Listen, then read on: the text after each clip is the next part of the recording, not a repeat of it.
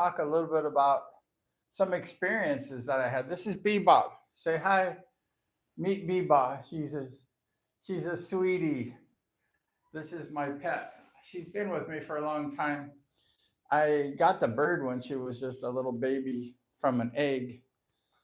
But today we're going to talk a little bit about the foreigners and the behavior because a lot of times the foreigners they come to another country, whether they're from the Americas or from Europe or even Filipinos going abroad.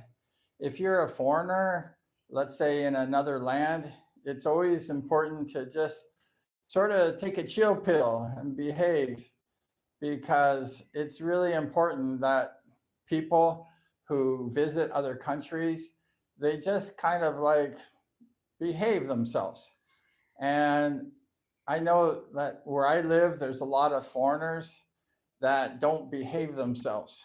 And not only does it give a bad name to the foreigners, but it's the foreigners get upset too when other foreigners do that because it's just not right to come into other people's countries and then act like it's your country. And I was about 6 months ago, I was looking at buying a motorcycle. I'm a retired motorcycle champion, and in my class, that is. And I've been riding motorcycles since I was like a little child. And this guy, I was looking at buying a African Twin 1000 Honda. It's a big bike for touring. I kind of maybe want to do some touring if possible. And this guy, I asked him like, can I see some pictures of the motorcycle? And this is like 6 months ago. And he said, you like stupid idiot, go look out of the pictures. And he could not send me like a picture of the motorcycle. And he called me like bad names. So I just ignored him. And today the same posting came up. I guess I didn't delete it. And I asked the guy, I forgot because it was like 6 months ago, long time ago. And I asked the guy, like, could I like take a look at the pictures? And then he said, you stupid idiot. I'm not going to send you pictures. You're like, he was insulting me. And I know it was a foreigner because foreigners always talk like that and they act rude and disrespectful. And I know that Philippine people are not perfect, but the Philippine people usually don't talk like that. They don't act so brazen and arrogant. And so I messaged the guy back and I told him, I said, dude, I said, I was thinking about buying your African Twin, but due to your bad behavior, I'm not interested. And then he responded to me like, good. And I don't want my bike being ridden by some dummy that doesn't know how to ride motorcycles. But little does this guy know that I've probably ridden motorcycles 100 times more than he's ever been on a bike. And I've raced thousands of races. And I guess you could say I'm a professional motorcycle rider. So it was kind of rude for that guy to be insulting. So I know it was a foreigner. So that's one of the things that if a foreigner's living, let's say, in the Philippines or other countries, they should not behave so nasty. And unfortunately, a lot of the foreigners do have bad names. And not all, because not everyone's the same. I don't particularly hang out with a lot of foreigners myself because I'm not really going to the bars and going to like the places to pick up on chicks and one night stands and stuff like that. I'm not doing any of that stuff. And I'm not drinking, I'm not smoking. I don't have tattoos all over my body. I don't have piercings. I don't smoke anything. I don't take drugs. I just live life like kind of normal. But, a lot of these foreigners, they come into, let's say, another country and they misbehave. And I once had a guy that I knew from England, and he used to walk around like pretty much naked, like in his resort area. And I told the guy, like, you're not in England, so why do you behave, so bad? And he said, this is the way I am, I can't change it. But it's important when foreigners come in another country that they change their behavior if they have a bad behavior, and realize that foreigners don't really have rights the same as they have in their own country, that they must always pretty much act on their best behavior. And so by a lot of these foreigners having bad attitudes, it really, it's not good. And I can always tell like the attitudes of foreigners and the attitudes of like Filipinos. And when I was doing blogs, let's say the motorcycle blogs, a lot of the old people, let's say in England, the old men, they would like be talking bad because back a few years ago, I had bad cameras and stuff like that. And, you know, and also the microphone wasn't good. So people would just be, you know, like talking nasty to me and saying bad things and laughing and stuff like that. And I'm like, I don't understand these guys. You know, you can tell they're just like crotchety old men. And but my blogs were a little bit not good too. I mean, you know, it was like early days, and maybe I was not perfect in my presentation. So I'm not blaming other people fully, because I'm sure that my ability to communicate probably wasn't as good as it probably is today. But it's just not good when other people are harassing people and like insulting people, because we're all human and we all have feelings, and nobody likes to be harassed and messed with. And you know, the Filipinos had that Vitali guy a few months ago running through the Philippines harassing people. And it's insulting, you know, when people harass you. It's terrible because it kind of like acts like you're nothing and that they're above you. And the truth is, we're all human beings, and we all should like behave properly and not insult each other. And I don't really have too much problems like with Filipinos insulting, because most of the Filipinos are decent and nice. But unfortunately, a lot of the foreigners or have bad attitudes, and probably not all. I'm sure there's probably a lot of good foreigners, but let's say on like Facebook, they have foreigner like sites where the foreigners go on, and if there's like a power outage or something, a lot of the foreigners get on and they start like saying like f you to the power company, and they start being nasty and rude. And the power company doesn't really want to turn your power off. I mean, especially in more of a province area where there's not the electricity has to go far to like get to the province.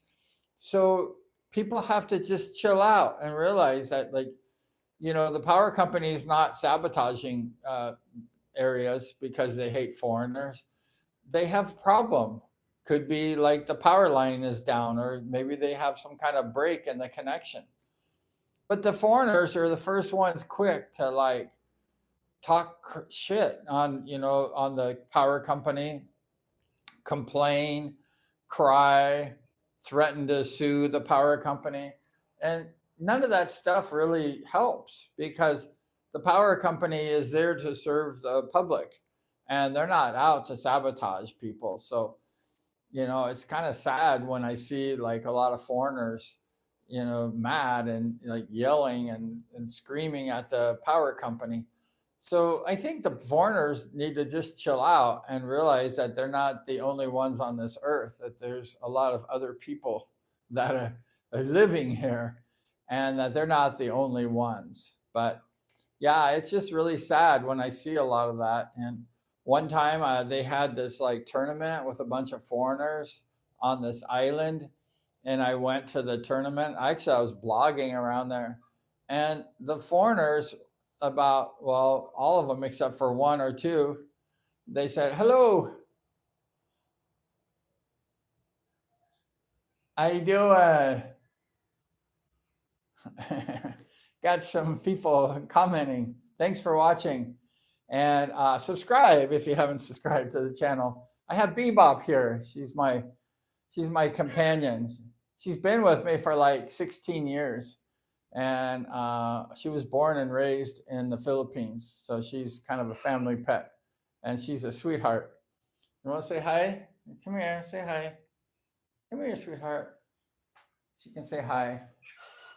Yeah, she's a sweetheart.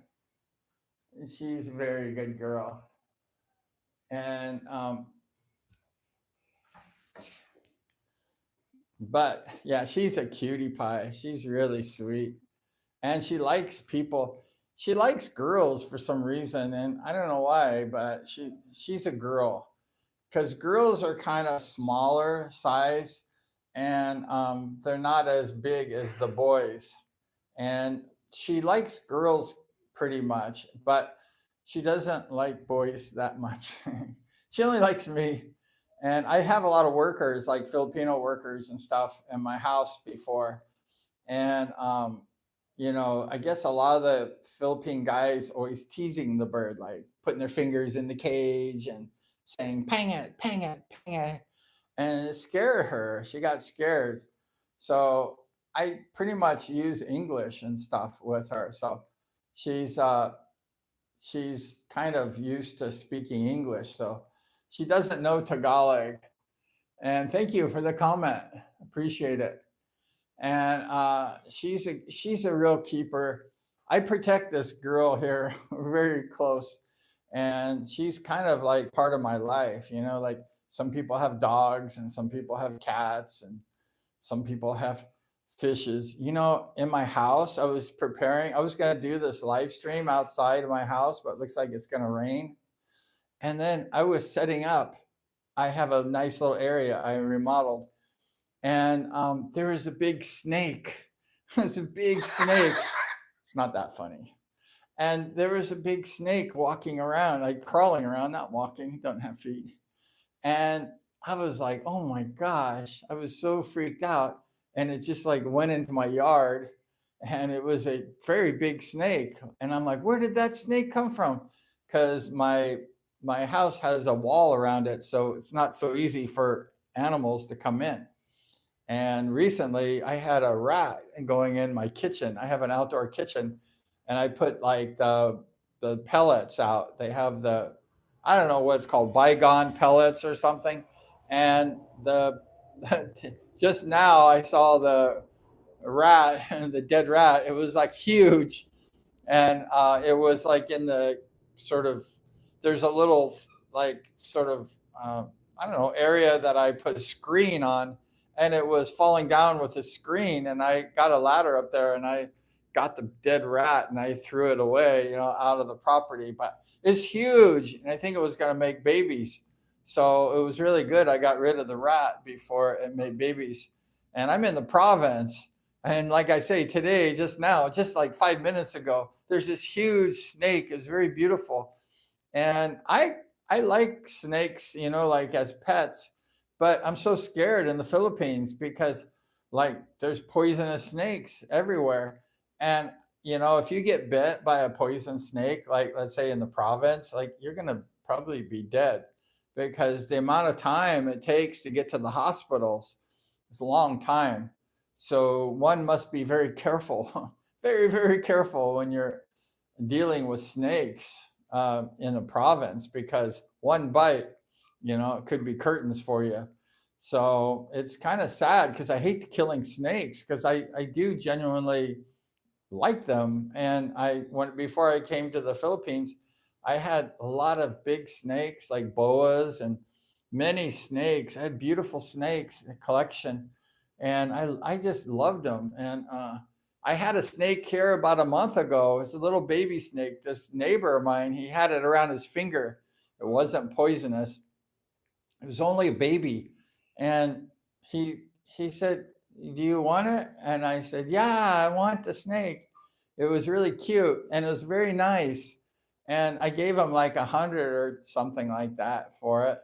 And I had it for a while, and it ate like little lizards. And so I was feeding the snake lizards, and he was eating. And then finally the snake, like, I don't know, the snake like died. I guess I put too big of a lizard into the cage, and I left it overnight, and the snake ate the lizard, and I think the snake died. So that was very sad. And how you doing? I hope you guys are doing well. We're just hanging out here, getting. I think it's going to rain outside where I'm at. I'm in the province in the Philippines, and it's really like weird weather. And we just finished with a typhoon, and I hope everyone's doing well, because like I guess it was called a tropical storm, but it hit like Mindoro really heavy, and it felt like a typhoon, but it only lasted like half a day, so it didn't last like so long. But it's wild in the province, and there's wild creatures. I've seen lots of wild things, from like sort of poison spiders. I go motorcycle riding in the jungle, and I go hunting the poison spiders and snakes. And I forgot monitor lizards. I think there's the big monitor lizards. They've been in my house, and they're in like a water. I had some buckets of water, and the monitor lizard was like floating around in my bucket of water, and I filmed it on my YouTube channel. It's been a long time ago though, but we have like all these weird creatures, living in the province. But it's kind of fun for me. Like I enjoy it because it's a lot of nature, and there's a forest near where I live, and there's lots of birds and stuff like that. And I think that it's important in life to have like some peace and serenity, to enjoy nature, to not like be stuck in the matrix, even in the Philippines and stuff, to try to get away and try to enjoy, life, because life is so short and nature is so beautiful, and it's soothing for the soul to just get away from like people and just enjoy. I do a lot of motorcycle riding in the mountains and stuff, and I just get away from everybody. And it's just me, the motorcycle, and nature. And it's so beautiful. It's so nice to just do that. But getting back to the foreigner subject, like it's just there's one area near where I live. I used to go there a lot, and people didn't like me, like people just didn't like me. And I asked the worker at the market store, like, why why is all these like old ladies giving me dirty looks, like it's crazy. And they said like they don't like foreigners very much. And I'm like, well, I'm a nice foreigner. Like I not do no bad to these people. Like they just like judge you sometimes, and they just like, especially like old people, like they'll look at you like there's something wrong with you. You're a foreigner. And I'm like, no, I'm just buying food here, just doing nothing. But it's just good to behave, though, especially as a foreigner. And I was in Macau, China, just last week, and it was so much fun. And I had a good time at this area. It was like the Roman Colosseum. And the last time I was there was a bunch of ladies from the Philippines, and she's biting my necklace. Don't do that. And they were, they were kind of like behaving rude, and these ladies were like not being so cool. And they're from the Philippines. It was a bunch of elderly ladies, like 50s, 60s, or 40s or something. And I was taking pictures in this area that was really beautiful. And these ladies, and there was a line, so everyone was waiting in line. And these ladies just cut in front of everybody and start taking these pictures right in front of me. I waited for like 15 minutes in line to get a picture. And these ladies, like four or five of them, I heard them all over the place.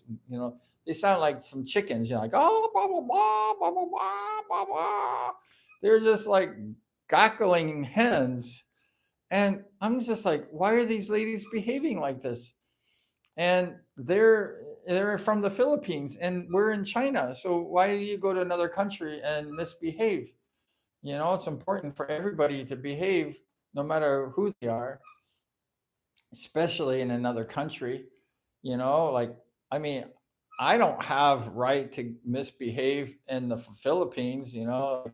I can just come to the Philippines and like say anything I want and misbehave and go see Vitali, the dude, the blogger dude, and see how he liked it. I mean, you just can't come to another country and just, treat people bad. But these ladies, they came to China from the Philippines and they were like misbehaving. They were cutting in front of me and they were like talking bad. And I happened to be with my girlfriend. She speaks Tagalog, and she said they're talking like bad words and stuff like that, probably about me. And I don't speak Tagalog very well. I just like speak English, so I'm kind of don't speak languages very well, but I know English. And I studied English in college, so I know a little bit, but I could always improve as well. But these ladies were just insulting. And I told these ladies in front of their faces, I said, hey, like, why are you coming to China and misbehaving? Because I said, I live in the Philippines a lot and my base is in the Philippines and you're Filipino because you're speaking Tagalog. And why do you do this? Like, why do you just cut in front of the line? And why are you just acting so bold and arrogant in a foreign country? You should have some manners, if you're in another country. I mean, you should have some manners if you're in the Philippines too. Like, what's up? Filipino people are mostly nice, and mostly Philippine people have manners. They're good people. So why aren't you good? What's wrong with you? And they were mad at me. They were cursing me out in Tagalog. And I don't, thank goodness I don't speak Tagalog because I didn't hear all the crap they're saying, but I know it wasn't nice. And they were mad. And I said, don't get mad at me. You're the one misbehaving. I'm just telling you to like shape up, behave yourself in another country. Like, don't act so arrogant because you're in another country. You're not in the Philippines anymore. So it was kind of weird how foreigners can come to other people's countries and misbehave. It's really, it's not cool, to do that. And like I say, the Philippine people mostly are respectful in their own country. And I expect Filipinos to be respectful when they leave their country too, not to like say, "Oh, good, we're out of the Philippines. We can act like jerks." And that's not true.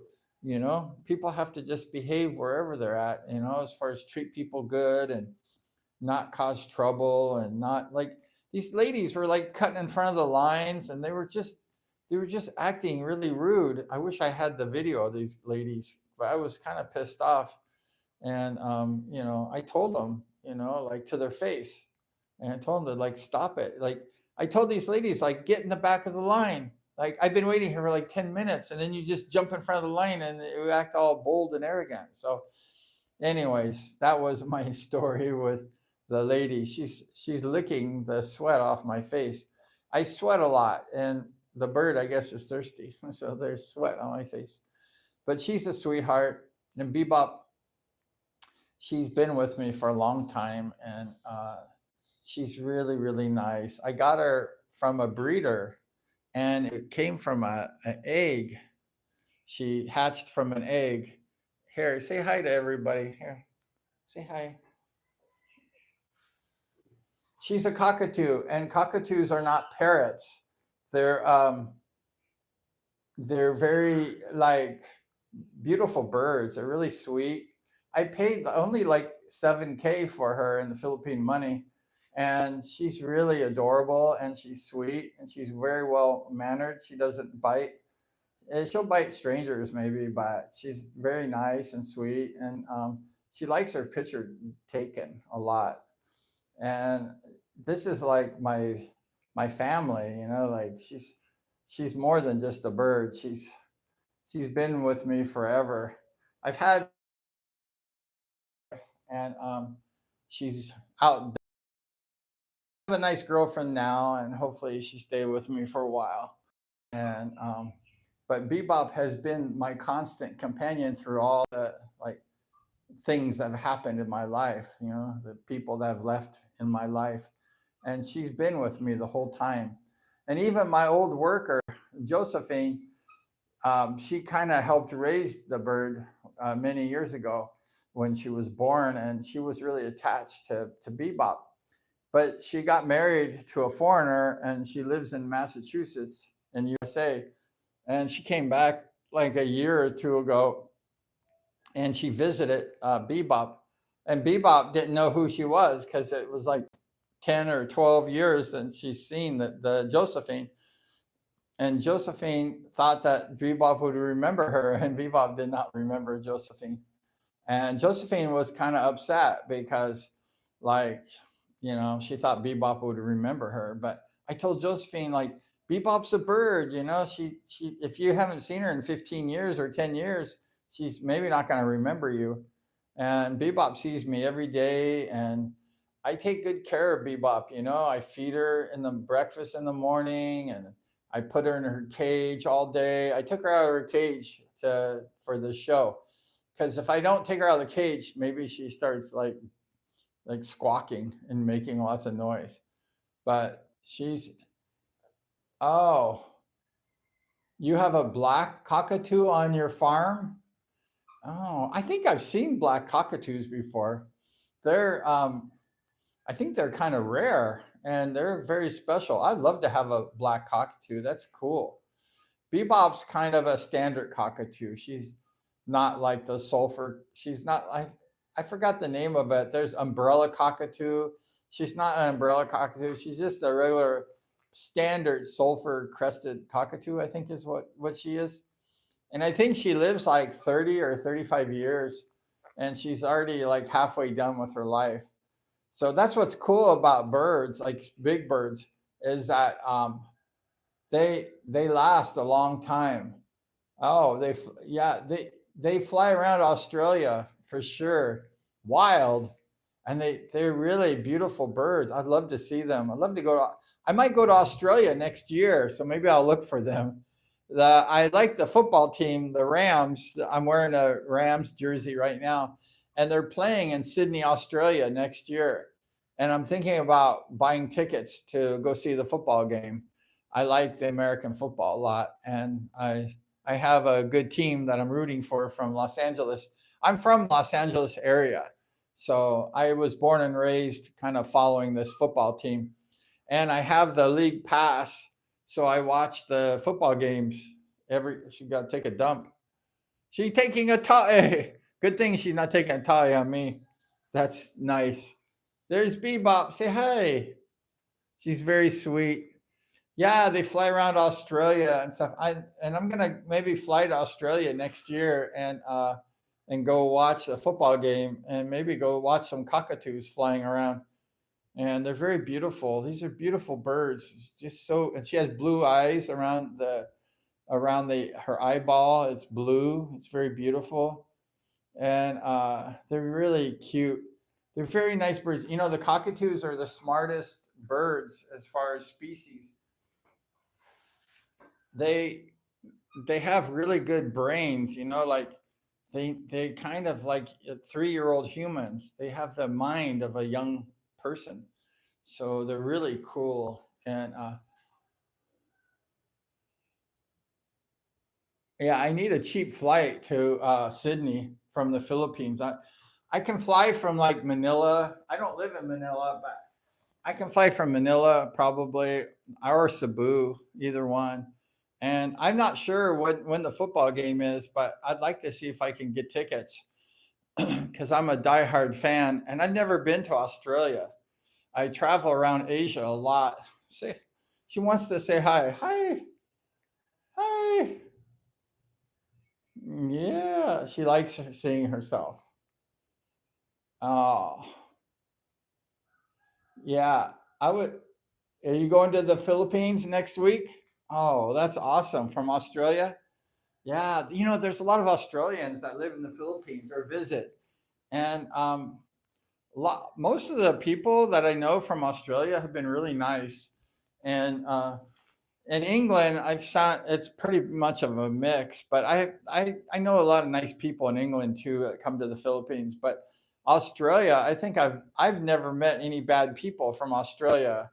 And so I met bad Americans. I'm an American. Bad Americans, bad English people, but I never met a bad Australian for myself. But most of the Australian people I met have been pretty cool. Like, they've been nice and stuff like that. Like, I never had any problems. And I've never been to Australia. I would love to go because that's one of the continents that I've never been to. I've been to, except for Africa. Haven't been to Africa and I haven't been to Australia, but I've been to like most around the world, all over the place. And third trip to the Philippines this year. Oh my gosh, you love the Philippines. Yeah, you're probably seeing a chick in the Philippines if this is your third time. And there's really nice ladies in the Philippines. And oh, your girlfriend's in Mindoro. Oh, Mindanao or Mindoro? Let's see. I need my glasses. Mindoro. Oh, Mindoro's nice. Yeah, I'm in Mindoro all the time, and Mindoro is very naturist and very beautiful. And I'm always in Mindoro riding motorcycles and stuff. And I do a lot of traveling in Mindoro, and it's really beautiful. There's not a lot of big cities in Mindoro, right? It's not like like a bunch of cities like Cebu and Manila. They just have small little towns mostly in Mindoro, but the nature is really beautiful and it's just really beautiful country. It's really like a cool place to like visit and to see. And I never drove my motorcycle all around Mindoro, but hopefully next trip around Mindoro I'm going to like tour, because I think Mindoro goes from like Rojas around. There's this place I forgot, they have a port, and then the road ends in Mindoro, and then it will stop. There's like a mountain or something. I've never been there, and then the road will go back around all the way around to the other side of Mindoro.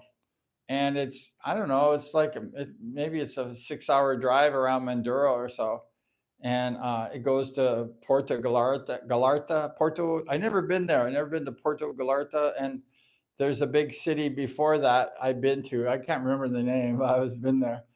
But Mindoro doesn't have like a lot of big cities.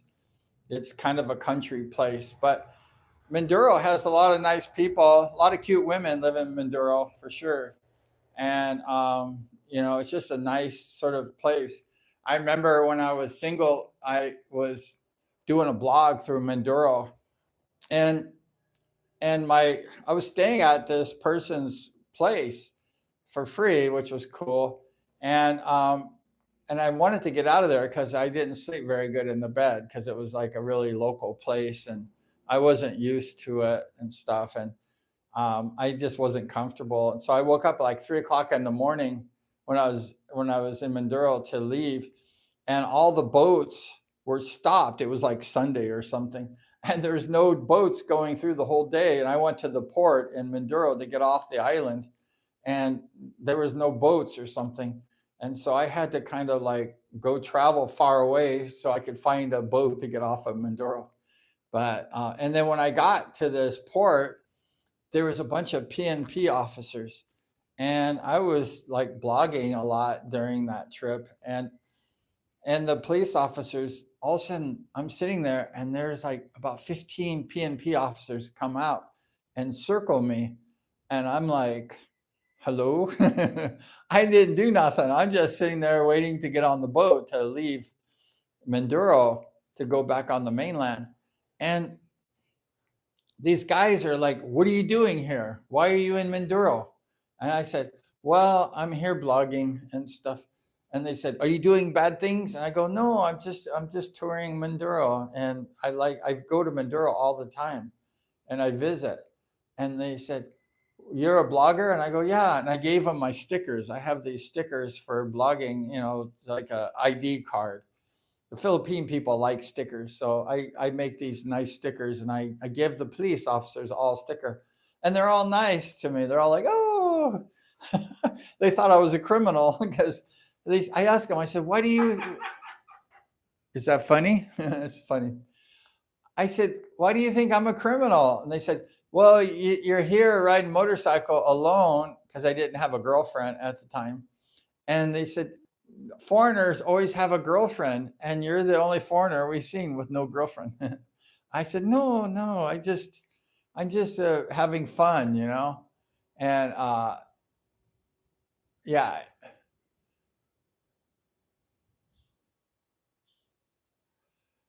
so yeah, it was fun, you know, just hanging out. And then the police were all like hugging me, and they all liked me. They're all like, "Oh, you're a good guy," and they're like, "Could you put us on your blog?" And I go, "Yeah, sure." So if you go to my YouTube channel, you can type Brian B and then type like Minduro or something, and you see all these police officers smiling on the thumbnail. They're all happy. But Manduro's cool. I have some friends that live there, and like I say, I go there all the time and visit, and I'm hanging out in Mindoro a lot. I travel all over the Philippines, so I'm not just in one spot usually. But I was in like Cebu a month or so, a couple months ago, and I just got home from China. I was in China for a week, stayed in a nice hotel, so nice.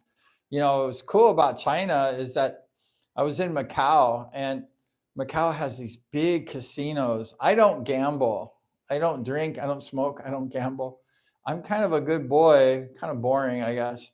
But I don't do these things, not because I don't want to lose my money, not because I'm a good boy, but I just, I know if I gamble, I'm going to lose the money mostly. And I want to buy food with my money. I don't want to just give it away.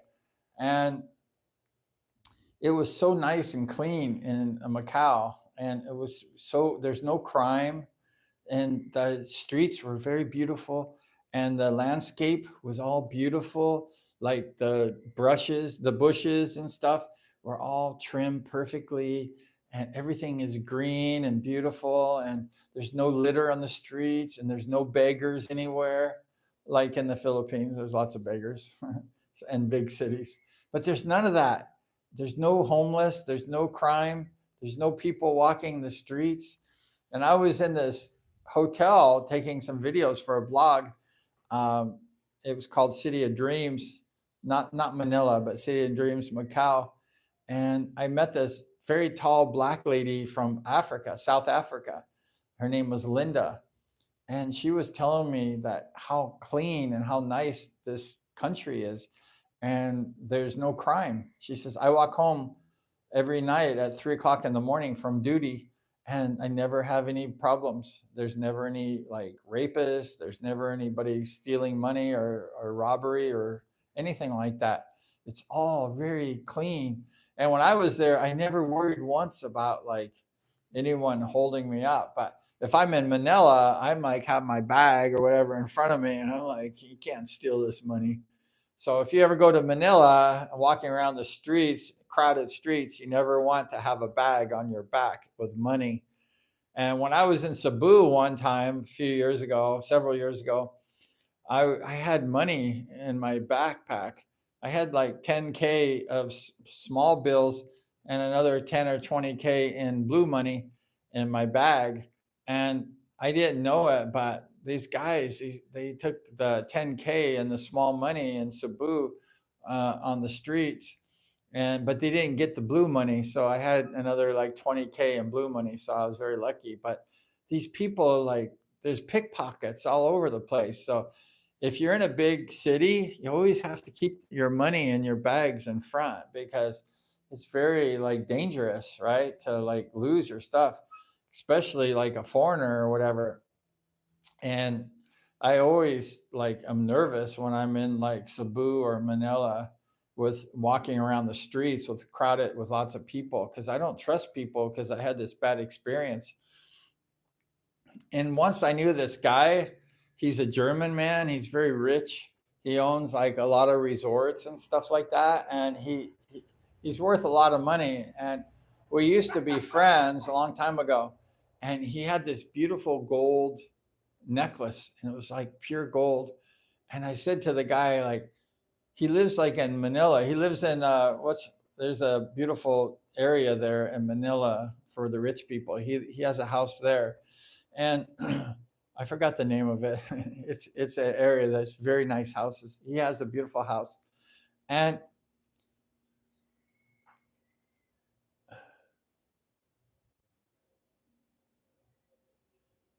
yeah, why am I carrying things around? Well, I was traveling in Cebu, and um, I I don't know if I could get into the safe or what, but I I for some reason I didn't put my money in the safe, and that's another good point. Thank you. When you travel, you should always take like your money and put it in a safe. And I sometimes I can't get into the safe, and that's the problem. I think I couldn't get into the safe. I had to have my money with me. But if you're traveling, let's say to Cebu or Manila, a big city, you should always take that money out and put it in a safe. And even when I was in Macau last week, I had a bunch of like money in pesos and dollars, and I put that money in a safe in the hotel. So that's a good point. Thank you. Is that I think I couldn't open the safe or something when I was in Cebu. And you should always, if you have large amounts of money, you should always put it in safes, locked into your bedroom, your hotel room. Uh, that's the safe, and just carry the amount of money that you need to go. Because I think it was near a Yala Mall in Cebu, and I just wanted to go buy like Burger King and Dairy Queen, have ice cream and buy a hamburger. But these guys, and I had a group of people behind me, and they didn't see the pickpocketers, but I kind of saw these guys like scouting me out and stuff, and they were kind of like walking around, kind of snooping me out. And I didn't realize they're pickpocketers because I think in life you live and learn, like you like have bad experiences and then you go, shit, I'm never gonna have this experience again. I'm not gonna be like thieved again.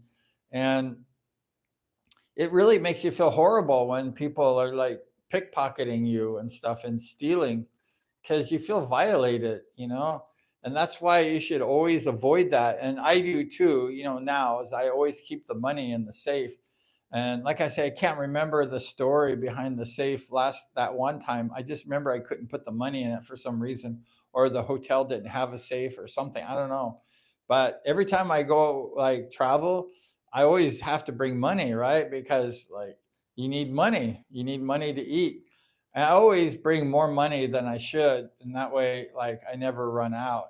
And I have a bank card and stuff like that, but I don't really like to use it only for emergencies. But you always keep your money in the safe. And that's what I do too. And I guess I've made lots of mistakes since I've been in the Philippines, like things like building houses for girls and things like that got scammed and stuff. I mean, I've done some of the stupidest things like that, and I never do that stuff again. Like where I come from, I'm kind of naive, and where like we trust people, and people aren't doing bad things. But unfortunately, in the Philippines, if you're naive, like was, you'll get scammed. Like there's enough bad people that will do it, and Filipino people will do it to Filipino people too. So you have to be careful, and you have to. Yeah, you have to like, as a foreigner, especially, people are like, oh, this guy's got money. And so you have to always not carry, very much money with you, especially if you have a hotel room. Just put that money in a safe and then just carry small money that you need. If you're going to go to Burger King and you're going to buy DQ, you don't need 30,000 pesos. You just need like, 1,000, something like that. So you should always carry the money. And when I was in Macau, I I just cashed in only $200 in US dollars because the Philippine money, they don't take the Philippine money in Macau. So you need dollars or something else. I don't know. They take Hong Kong dollars. But at the airport, I cashed in like $200, and I just, like was buying some food and stuff like that.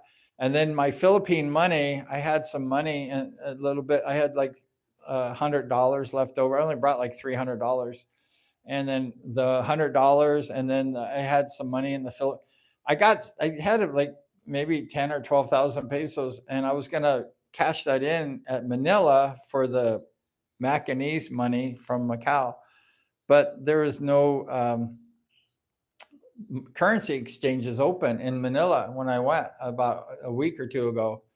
And so I had all this Philippine money, like maybe 12,000 pesos or something, but I couldn't cash it in because there's no place to like exchange the currency. So I just kind of put all the Philippine pesos and the dollars in the safe and kept it there. And all I kept with me was the Macanese money. They call it Macanese in Macau. And they use Hong Kong dollars also. But I prefer having, if I'm in that country, let's say Macau, I want to use the Macau money. I don't want to use Hong Kong dollars, although they do take them. I'd rather just use the money that like that country is supposed to have. And so, but they will give you Hong Kong dollars too. But I don't like to use those. I like the real money for the real country. That makes me feel better. So, but it was fun. And, I was able to kind of just enjoy myself. And while I was there, I I had an old Android phone about 3 years ago. It was my last cell phone I bought. It was a Oppo Reno 8. Do you know the Oppo Reno 8? I think I was at the store last week, a couple days ago, and they have Oppo Reno 14 now. So they don't have the Oppo Reno 8 no more. The lady says, that was like 3 years ago. And I go, yeah, it was like 3 years ago.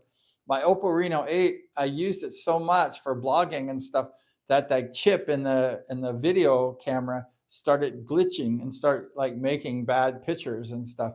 And I was getting very angry because it was like ruining my videos. And if you see glitches in any of my shorts and stuff, you'll know that that's the Oppo Reno 8. And so I happened to be in Macau last week, and that was the same time that the new iPhone 17 came out. Do you remember that? Do you know the iPhone 17? Well, I was like, I didn't plan that. I didn't plan to go to Macau like during that. And see, let's say in Macau, the iPhone is about, let's say, 7 to 10,000 pesos cheaper. Because in the Philippines, they charge a lot of taxes and there's a lot of fees for government fees or whatever. And but so when I was in Macau last time, I noticed the iPhones were like much cheaper than in the Philippines. So I happened to be in Macau during the iPhone 17 when it was distributed. So I said, I'm going to go there and I'm going to pick up an iPhone 17 opening day. So I went with there's like 5,000 people, all Chinese people and stuff in Macau. And it was like a mess, and there was lines and people and stuff. And I ended up getting a reservation for the iPhone 17. I'm using that right now. So it's a good camera, as you can see, and it's a fantastic phone. I didn't buy the Pro or the Pro Max. I just got the basic one. But the basic one is the bang for your buck. It has the same cameras as the Pro and Pro Max. It has the same front and back camera, and the screen. It has that, I don't know, the gigahertz or something. It has the same as the Pro and Pro Max. The only difference is like a couple things. The zoom is a little better on the Pro and Pro Max, and then let's see, what else was it? Oh, the Pro and Pro Max has a cooler, which is kind of nice for the cell phone, so it doesn't overheat. And the Pro Max has something else. I forgot what it was, but it's not that big of a difference. So I said, no, phooey, I don't need the Pro Max and the Pro. I'll just get the regular one. And it was under 50,000 pesos. And I reserved it that day. The day it came out, it was like, what was it, the 15th or 16th of this month? And I came back at 3:15 because you had to have a reservation, and then they would tell you like, what phone do you want? And then they would have the phone ready for you, and then you had to pay for it, of course. And then I went to use my bank card from the Philippines, and then because I went to the bank before and I told them let the charges go through, and so I I charged the cell phone, the iPhone that you're seeing right now. I charged that, and then the charge did not go through, and I had like more than 50,000 in the bank. So I knew it wasn't the money. And so I'm like, why isn't this? And then I said, try it again, the charge. And then three times the the machine did not take my bank card. And I'm like, oh my gosh. And I wanted the iPhone really bad. And so I freaked out. And I'm like, I'll contact the bank. And it was like Friday afternoon that day. If you look on the calendar, it came out on Friday. So it was like 3 o'clock or 3:30 or something. It was getting ready for bank to close. So I'm emailing, and I finally got a hold of like another bank close to mine. I asked the lady, "What's wrong? I have a problem with this." And I'm at the iPhone store and I'm buying this iPhone, and it's 3:30, 4 o'clock now on a Friday afternoon. Everything's closing up. And then the guy with the iPhone, he says, we're giving that away to somebody else because there's 1,000 other people that want your iPhone, because I got the light blue one. I thought it was pretty cool. And he said, there's a big waiting list for your iPhone. So we're going to just give it to somebody. And I've been waiting there all morning for this thing for hours. And I said, no. And I start yelling at the guy. I was yelling at the guy. He says, you will not do that. And I scared the guy because I was very mad. I was pissed. I'm a nice guy, but don't get me mad. And the guy got scared. He says, then go get the money. Well, then the bank contacted me back, and they said, oh, you have a limit of 45,000 pesos, which I did not know. The bank had a limit of how much money like they would release in one day. And they said, have you been charging your bank card? And I go, no, I haven't charged it for a week. And they said, and then I think the iPhone was like under 50,000 pesos, and my limit was 45,000. So I was like 4,000 or 5,000, 4 or 5,000, like over the limit of the 45,000 that they would charge you for the day. So I'm like, why the hell did they have a limit of 45,000 pesos? And I'm like freaking out. And the guy says, well, you could charge, let's say 45,000. I charged 44,000. And then you can get money from the bank or from the exchange and pay cash, and then do your charge card and then pay the balance. And then I went to like a bank. It was called the Bank of China there. It was in like the London Hotel near where the Apple store was. There's a big hotel called the Londoner. And it was like the third floor or something. And I waited for 15 minutes. And then the lady says, you got to wait like an hour for like verification. Like, we want to know your birthplace, where you live, everything. I go, I just want to exchange. Like, it was only $100 because that's all I had left. And so I got kind of upset because they said, no, you have to have a full history of everything. I go, I just want to exchange like $100. I don't want to spend an hour because I'd already been there for like 20 minutes, 30 minutes waiting. So I got frustrated, and I said, I'm just going to go to the airport, because at the airport, they just exchange it without any stuff. They just take the money and give you the money. But in the bank, they made a big thing. And they said, well, if you come here again, you can exchange it, like easy. And I go, I'm probably not going to come back to the hotel, the Bank of China in the Londoner hotel. So I ended up taking a free bus. In Macau, they have these free buses. All the big hotels in Cotai, they have the buses. They all go to the airport.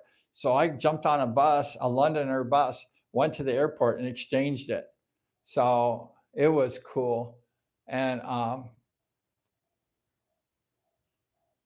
yeah, the Philippines is cool.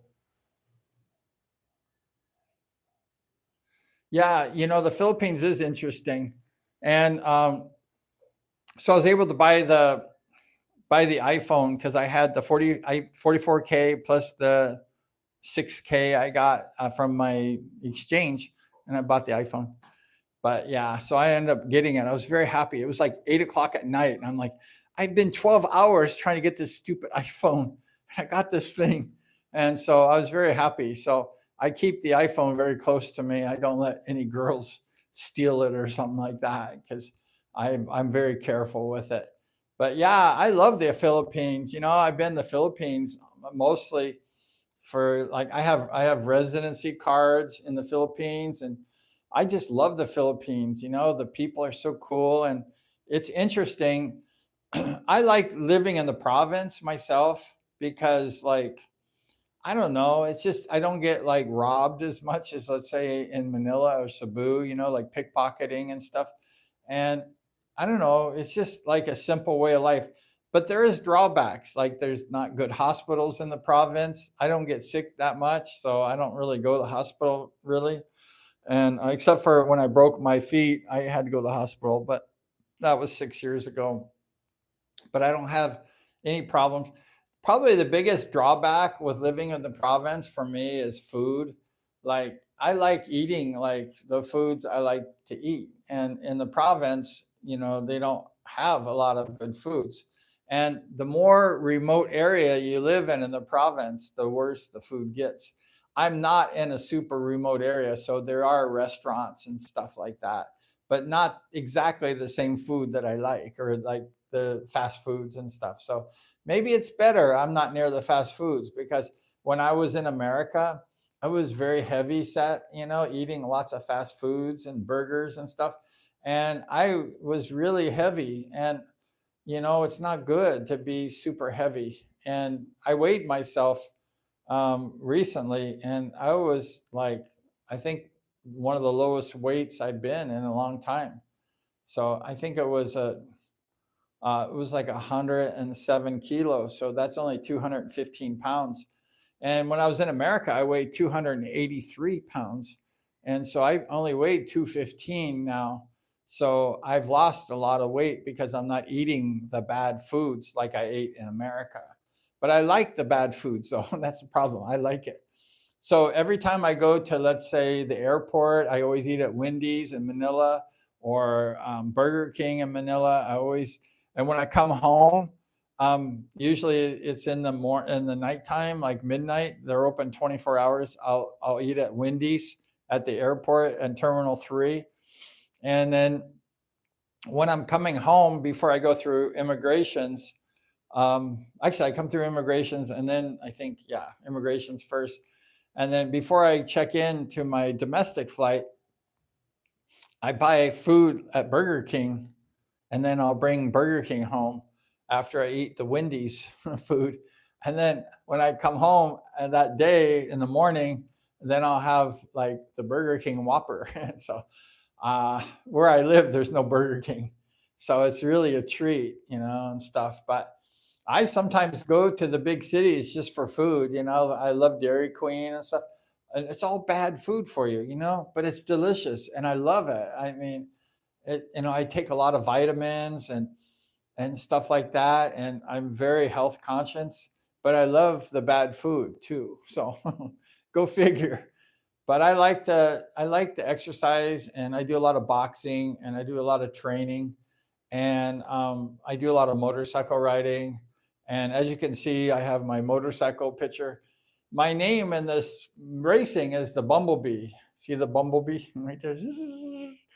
And I used to be I've been a motorcycle racer all my life, really. And I retired full time in 2008. But I went back 2 years ago or 3 years ago and was racing, but I wasn't as good as I used to be because I'm like at the beach all the time and I'm riding just for fun and stuff. And it's difficult in my sport to be in good shape when you're not racing all the time. But I'm a retired speedway racer, and I won 3 championships in 2008 in my class. And then I moved to the Philippines in 2010. I prepared, and then I travel a lot too around, and retired from my business. So I just like got out of the rat race. Living in America sucks. A lot of Filipinos are like, oh, my dream is to live in America. No, don't go there. The only good thing about America really is to, like, if you work and you get Social Security, when you retire, when you get old after 30 or 40 years, you can have a better life getting the dollar in the Philippines. It's great. And, the retirement is much more higher in America than the Philippines. They pay more. Excuse me. But other than that, life in America is hard. It's a difficult life, and it's expensive to live in America. And, it's a hard life to be away from home. As I say, you're Filipino and you're so far away from home. And sometimes there's racist people, and it's dangerous. When I went there 3 years ago, every day I was almost getting robbed and stuff. And it was so scary to me. And I was like, it had been like 10 years since I've been home, 10 years. I go home, it's totally changed. Everything was different, and I was so freaked out. And I'm like, I want to go back home to the Philippines because the Philippines is so nice. And then when I go to America, my home, I didn't feel like I was at home. I felt like I was in a foreign country. So it's like I'm a foreigner in the Philippines, and then I'm a foreigner in my home. So it's a weird feeling. And I didn't really like that. And everything was changed. There's so much crime. And I think they're trying to clean it up now. President Trump, I think, is trying to, clean up all the illegals and stuff. There's so many bad people in America before. It's horrible. I'm not joking. I know you can say, like, that can't be true. I'm an American. I was born in California. I was raised in California. I had my contract construction business in California. I won motorcycle championships in California. I mean, I went to high school in California. I went to junior high, elementary school. And it's all different now. It sucks. And hopefully they can clean it up. But it was horrible. And I suggest anybody not to go there, like, seriously. The only good thing, like I say, is maybe suffering for 30 or 40 years and getting benefits if you can become a citizen. But it's horrible. And every day I was getting robbed. Every day I was like freaking out. Living in the province in the Philippines, I don't have like any problems. Like, I don't have anybody robbing me or messing with me. I'm kind of a bigger dude, and I do a lot of training and stuff, so I could probably handle my own with most people. But nobody threatens me, and thank God I don't have to do anything. I don't have to hurt nobody. So I'm just a cool kickback dude. So that's the way I live. But when I go back home in USA, I'm scared to death. There's creepy people everywhere. Where I was probably in more of a bad area too, so that probably didn't help. I was in like Riverside County, and that's in San Bernardino County, and that's kind of a lot of like bad people living there. So that was probably one of the reasons. But I would be like sitting at Jack in the Box because I like these two tacos for 99 cents. So like 50 pesos. And I was sitting there in line like at Jack in the Box. And then I'm sitting there with my money getting ready and then some guy sneaks up from my car. My friend let me use his BMW car, and sneaks up in front of the BMW and reaches his hand and tries grabbing my wallet. Some like homeless dude. And I'm like, dude, what's up? And he go running away. And I roll the window up, until I get to the like pay booth where I got to pay for the tacos. But I'm like, what in the world is this? I got crazy people sneaking up and hiding, and then reaching through the window fast and trying to grab my money. And I'm like, this is crazy. I never experienced that in the Philippines, like anything like that. So when I go to America and I see that, I'm like, this is too much. And then I'm like at the gas station putting gas in my car, like everybody has to do. And people are sneaking up on me again, trying to grab money and ask for money and stuff. And I'm like, dude, what's up? And I'm just freaking out. And I sent a box. I had my motorcycle uniform in a big balikbayan box. And I went to this place to send it, Atlas Shipping, that goes to the Philippines. And this guy who I thought he knew me, he was in the parking lot. and he tried grabbing my wallet and stuff like that.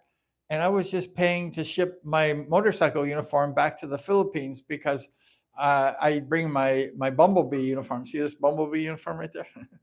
I brought that with me. It's right over here too. I have it right here. I'm in my garage right now. I have a motorcycle shop, and that's where I keep my bikes and stuff. And I'm here in my shop. It was like a house about a year ago. I caught on fire because there was like water seeping through the house on a typhoon, and it caught the fan on fire, the stand-up fan. And then I had lots of beds and stuff, spare beds, and it caught all that stuff on fire. And I had oil and stuff for my car, and all this stuff just went up in flames, and I had this massive fire. So I ended up like cleaning it, and so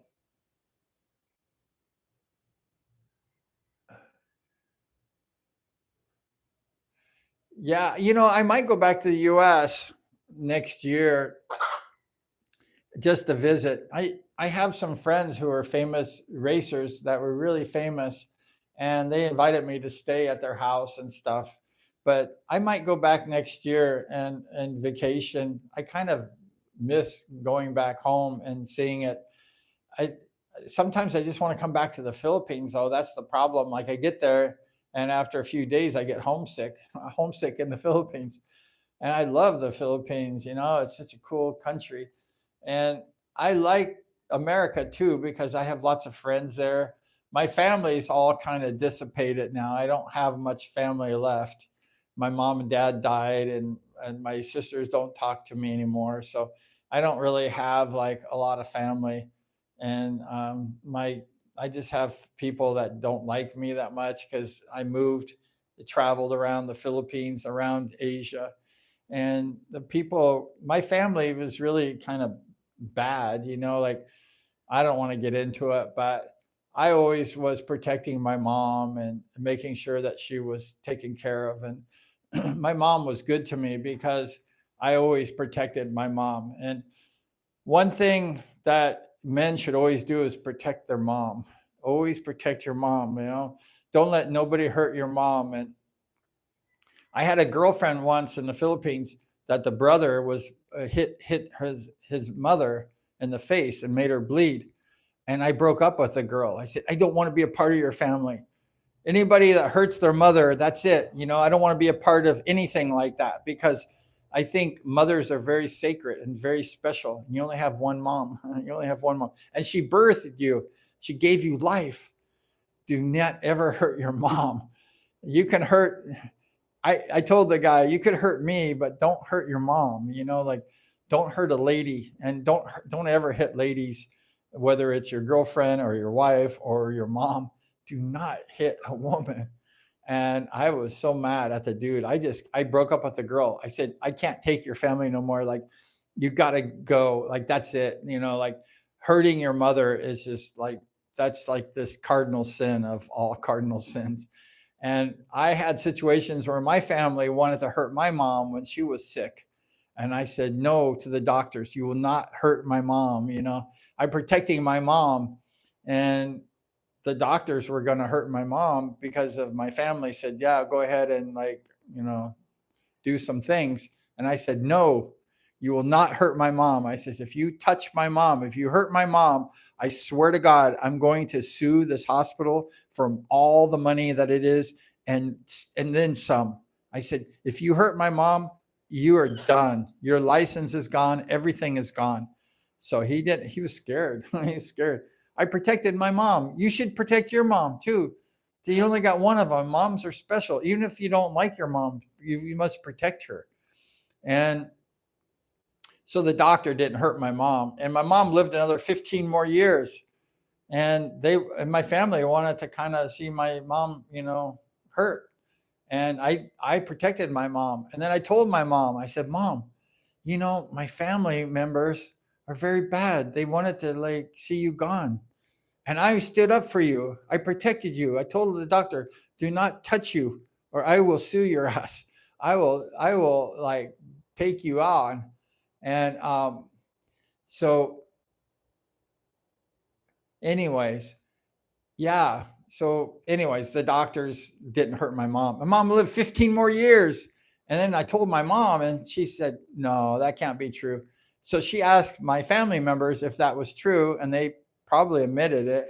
And then my mom really loved me more because she knew that if it wasn't for me, that she would not be here and she would not enjoy 15 more years of life. So my family doesn't really like me that much because they're bad and I'm good. I try to be good. And my family thinks I'm bad. Oh, he's a bad guy. He's horrible. I'm like, okay, whatever. I have another family member, talk about bad families. That's why I'm happy in the Philippines. I love my family, but I don't need them. And families can cause lots of stress in everybody's life, lots of drama. And one of my family members wanted me to join Antifa. Do you know what Antifa is? A very bad like terrorist group in America. And one of my close family members joined Antifa and they asked me to join Antifa. It's like a radical group in the Philippines. It's like a group against the government and it's a group that terrorizes people and stuff. And they carry guns and stuff and they're kind of rough people and they're bad. And I told my family member, I'm not going to join Antifa. I refuse to. And my family said, well, we'll blackmail you and we'll tell people that you're a bad guy and you're doing bad things and you're a horrible human being. And I said, I don't give a shit. I will stand up for the truth and I will stand up for the right. And I will not be pushed around or blackmailed by you. I will not join Antifa because they're bad. And last month or this month or whatever, President Trump labeled Antifa a terrorist organization. They're terrorists.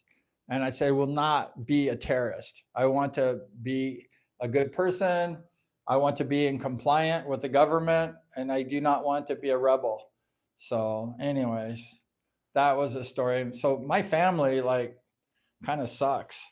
They want me to be terrorists and shit. And I'm like, nah, I ain't gonna do that one. And so that's why sometimes having a family, especially a bad family, it cannot be good. That's why I'm enjoying my life in the Philippines because I don't have to worry about that no more. And they don't talk to me. I don't talk to them. Um, you know, I just live my own life peacefully, enjoy my life with Bebop here. And I don't have to deal with drama. I don't have to like,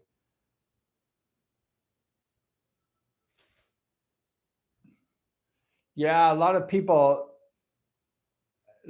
get married here. My girlfriend kind of like wants to marry me too, and I'm kind of slow to get married because like marriage is such a important commitment, especially in the Philippines. Like there's only one marriage in the Philippines, so you have to really be careful and choose the right partner. And I've had I've dated a lot of girls in the Philippines, but I haven't really felt good about getting married. And it's not like the women were bad, but you know, I I go by my feelings, like if if I don't feel right about a person, then I don't feel right.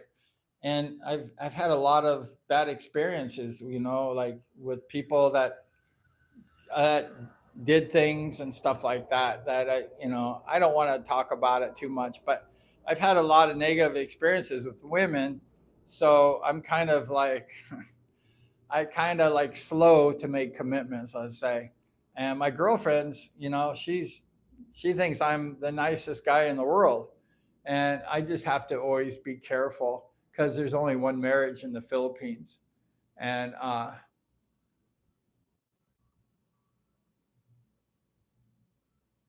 yeah, families can be really rough, like, you know, they say that families, are very special and they are. I love my family even though I don't talk to them. I mean, I love my whole family, but it comes to a point in a time that we must realize that we must take care of ourselves and we must put our own lives first and not sacrifice them for the lives of other. Like for example, my family wanted me to join Antifa and I said no. I must put myself first, and you must put yourself first, and not like fold for your family, like not be driven by whatever they do, because families are not perfect, and families will make us go bad sometimes or make us do things that we don't want to. So always stand tight to your principles of, and hopefully you have good principles, because sometimes family makes us sway from our principles. Like when my family wanted to see bad to my mom, and I said, why did you do that? Why do you want to hurt my mom, our mom? Like, that's just crazy. Like, I can't believe that somebody would want to like do in our mother, like that's just crazy. So in life we have to stand strong. We have to stand strong to what we believe. Whether we hurt our family or not, we must follow the right things to do. And the right thing to do in that situation was not hurt our mother. And I fight like a dog. I'm a nice guy, but I'm a fighter and I will fight. And I fight for my mom. And I told my family, like, you hurt my mom, like that's not gonna work. And so, and then also joining Antifa. So, but my mother really loved me so much because she knew that I was like good. And my mom kind of like gave me everything she had, and I didn't ask for it, but my mom knew at the end that her son was the one who really loved her. And she blessed me even though I didn't ask for it. She blessed me out of her heart. So you must always do good for the right reason, not for something in material things, because sometimes life is more valuable than anything material. And do things for the right reason, not for money or something like that. I never did that for money, but the one who got all the blessings was me. I got all the blessings, but I didn't ask for that. I didn't want that. I wanted the goodness for my family, for my mom. And when my other family members threatened to make lies about me and make stories about things that I didn't do just because I didn't join a terrorist organization, I said, go ahead. I don't give a shit.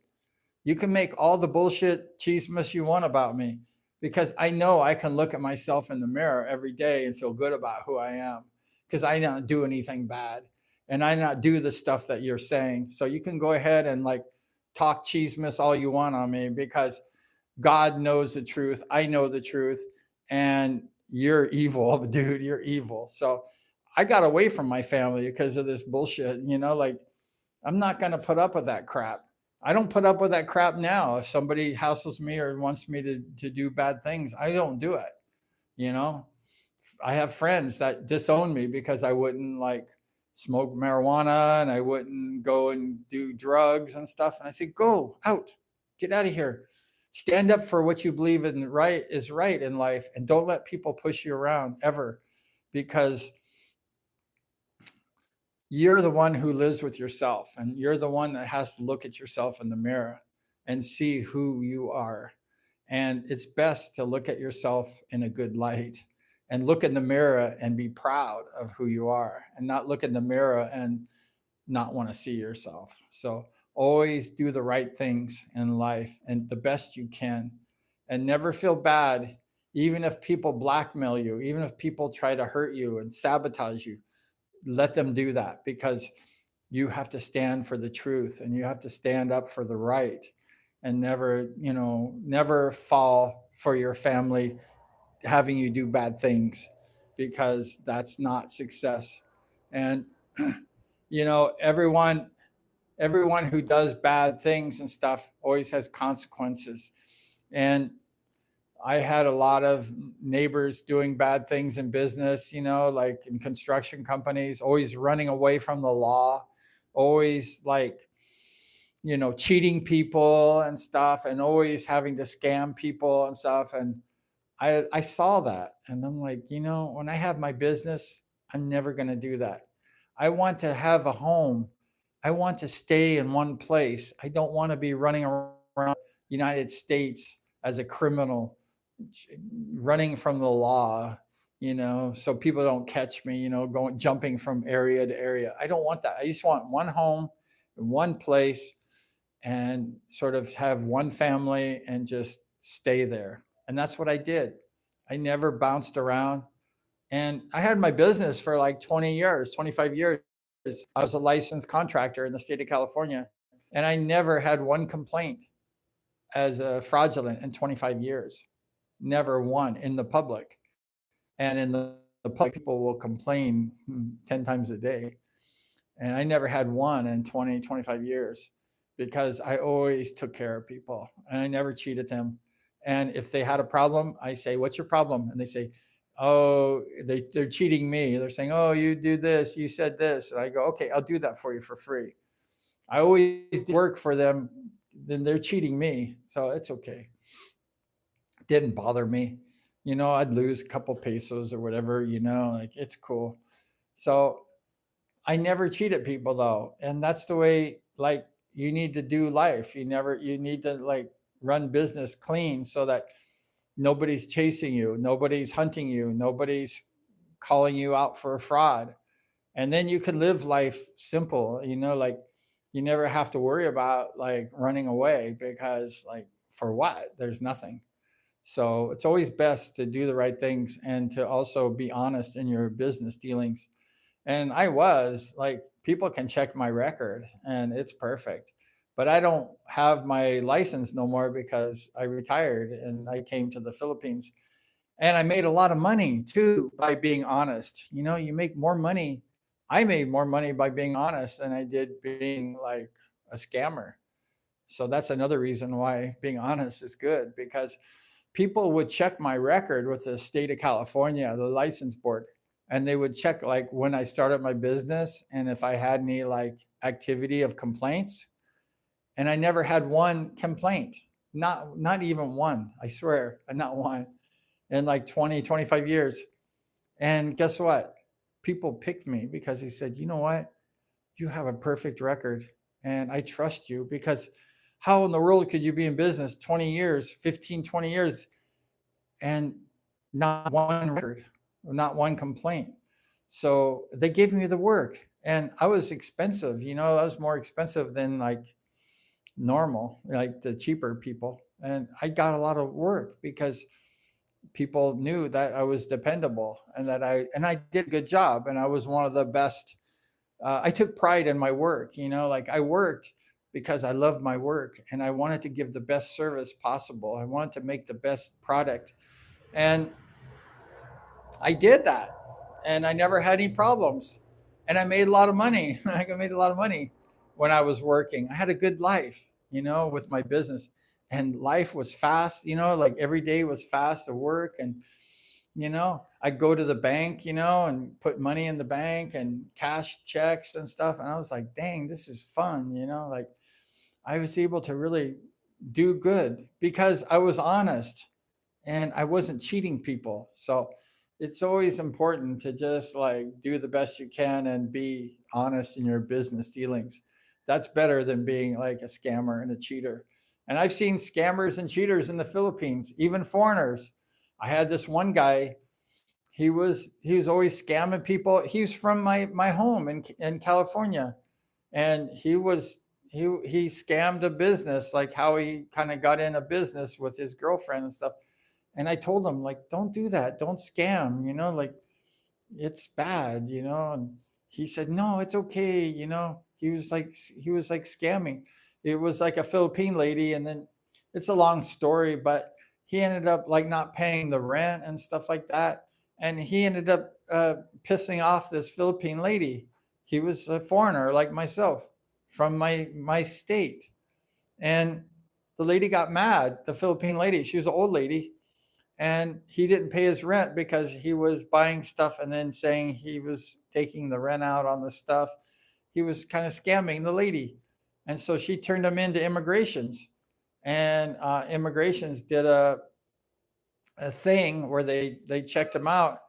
And he took some money from the immigrations for like this hotel, and he got arrested. So It's always good just not to mess around, and do stuff. It's always good to be legal, and especially as a foreigner, because foreigners, like, we don't have a lot of rights in your country, the Philippines. We don't have, like, we can't go around acting like we're citizens, because we're not. So we must always be good and obey the law and never scam people. And this guy was scamming people. And I told him, don't scam people. You're in the Philippines. Like, are you crazy? And he's like, nah, it's okay. He was stupid. This guy was dumb. And he spent 6 months in jail in Manila. And his girlfriend, would would bring him, like, I don't know, stuff, loads and stuff. He was in jail and stuff. I felt sorry for the guy. And then later, they tried, like, scamming me and doing stuff, trying to, like, hurt me. And it didn't work, because scamming never works. But the girlfriend wanted me to go, like, be put away in jail and stuff. And they were trying to do a scam on me because their boyfriend got put away. And so they thought, well, maybe Brian needs to be put away too. And I'm like, I didn't do nothing. And they did this whole scam. It was this big scam deal. I don't want to get into it, but it didn't work. And nothing happened because it's wrong. And I'm not friends with the guy no more, so I don't really know him very well. He left the girl that was helping him, that was his partner. But I was thinking, you can't just scam Philippine people. Like, you can't scam anyone. But for a foreigner to come into the Philippines and start, like, scamming on old ladies, like maybe rich old Philippine ladies or whatever, you can't do that. And it's not cool. So, anyways, yeah, just always, like, be good, like, try to live your life the best you can, and try not to scam people, because nobody likes a scammer, including me. And just, I know that, like, the people who make a lot of money, they they a lot of people make money doing bad things, like a lot of the contractors, like in the Philippines, who do these flood control projects and stuff. They're not doing the job right, and they're scamming people. But look at them now. They have to face, criminal charges and juries and stuff. It's not good to do that, because, like, people catch you. They know if you're doing, like, scamming and shit like that. And it's you just can't be going around, like, messing with people. And you can't be going around messing with the Philippine people either, and taxpayer money and stuff. You can't do that. You have to be good. And you have to, if you say you're going to put 3 pieces of rebar cavilla in the cement, you must put the 3 pieces of cement, of cavilla, in the cement. If you say you're going to put number 18 cavilla in the cement, you must put 3 pieces of number 18 cavilla in the cement. If you say you're going to, like, buy the best grade cement and put the best grade cement in the concrete and the flooring, you must put the best grade of concrete in the flooring. That's the way it needs to be. Because if you don't do that, there's going to be trouble, because you're going to be labeled a scammer, and you're going to be, like, in trouble. So that's why in 25 years, I never had one complaint, because I never did that. And of course, when you're working with the public, especially in the United States, the public loves to, like, report you. I don't know about the Philippines, but in America, lots of people like to report you. Like, if they get cheated, man, they're like, boom, they're reporting your ass. Like, you're going straight to the contractors board. You're in trouble. Like, they're going to go for you. But I didn't have one complaint, zero, goose egg. And I think I finished like 20 or 25 years in America. That's not because I'm cheating people, because I don't believe in that. And I never did that. And that's the way that you got to do business. And of course, if you cheat people, you can make a little bit more money fast. But then you have to, like, run from the law, and you have to, like, be worried every step. So it's best to not do that. Thank you very much. Yeah, you got to take care of yourself. And like, it's just good not to do the bad things, because you got to look at yourself in the mirror, you got to like look at your back all the time. Maybe somebody's chasing you. Maybe a customer wants to like do you in, or maybe the government wants to like have a case for fraud. You don't want to live like that. So that's why I didn't do it, because I'm like, this is not worth it. And I didn't make as much money as I could if I was scamming people, but it's not worth it. It's not worth it, because my neighbor who did that, he was always in jail, and he was always like having trouble. That's why I didn't do it, because I saw all the trouble that this guy went through. He was a scammer. He was in construction like me, and he was always cheating people, and he made more money, but then he was always running from the law and running from different area to different area because people want to kill him. And so I'm like, I don't want to do that. Like, it's not worth it. So that's kind of like the way, I didn't make as much money as this guy probably did, but it didn't matter. I could go wake up every day, go in my restroom, look in the mirror, sleep in my bed every night, enjoy life. Didn't have to worry about anything, because there's anything happen. So that's the best way to live life, peace that didn't know at you. If I have a worker, I have lots of workers. This room caught on fire a year ago. I had workers remodeling this particular room I'm in, and I pay them. I pay the workers all the time. What I tell them, I never cheating no workers. Always pay people. If you say you're going to pay people, pay them what they're going to work for. Never cheat nobody, and never get cheated too. Don't get cheated, but just be honest. You tell someone you're going to pay them 800 pesos a day for working, then pay them 800 pesos a day. Don't cheat nobody, and then your life will be good, and you never have a problem. So, but life in the Philippines is good, and the people are good, and it's just a good life, especially if you just live life simple and don't cheat people and just enjoy it. People who don't like me probably will make stories up and say, oh, Brian's this and Brian's that, but I don't care. Like, I know. And I know what's happening. But thank you so much for hanging out with us today, hanging out with Bebop. I didn't mean to lecture you, but it's just good to be honest with people and be a good person. And this is my pretty girl. She's so pretty. Look at her. She's beautiful. And she's so good. She didn't tie on me, so I'm very happy. She tied on the floor, though. There's tie all over the floor. I'll clean that up. But thank you so much for hanging out with us today in my motorcycle shop. And I hope you're doing well, and hope the foreigners behave themselves, and that people don't cheat other people, because nobody likes to be cheated. But thank you once again. Appreciate you. Please subscribe if you haven't subscribed. And I'm going to go get something to eat and drink. I'm thirsty. And I got to feed her too. But thanks once again for hanging out with us today in the Beehive. Look forward to seeing you. Of course. I look forward to seeing you next time. Thank you. Take care. God bless.